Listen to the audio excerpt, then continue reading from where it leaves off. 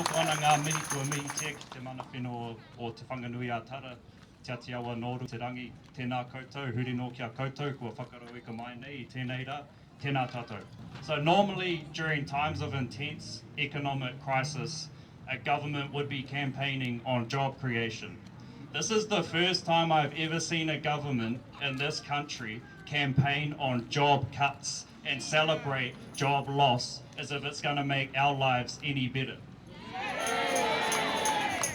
About 2 years ago, I bumped into one of my uncles at the pub. I hadn't seen him since I was a kid. He had recently been forced into an early retirement by this government. He worked for the Ministry of Justice. He'd been made redundant. He had given up looking for new work because there's nothing out there for him. His job was to write the Section 27 cultural reports judges use when they're sentencing offenders. It helps them give a fairer sentence to people, particularly lower income and Māori. When the government cut that program, he lost his job too. And the reason I share this story is because when Nicola Willis says she's going to sacrifice 8,700, the livelihood of 8,700 public service workers to pay for her budget this week, that number does not include the thousands more people like my uncle who are just collateral damage in this government's culture war.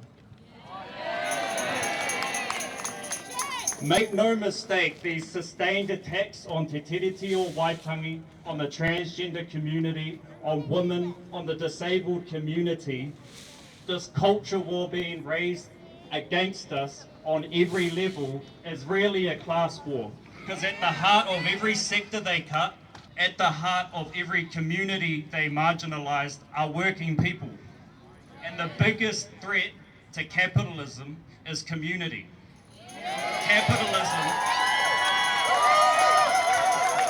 Capitalism needs to impose a binary because diverse communities are impossible to control.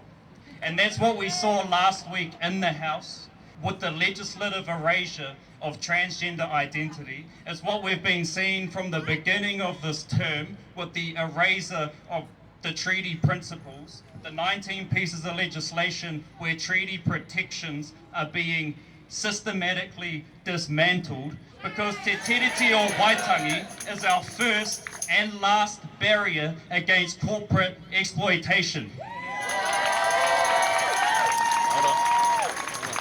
So come November the 7th, we need to give Nicola Willis a taste of her own medicine and take her job from her.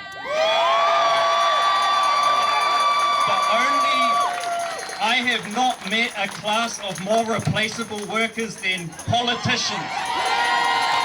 And if any public servant should be replaced by AI, it is her speechwriters. Thank you.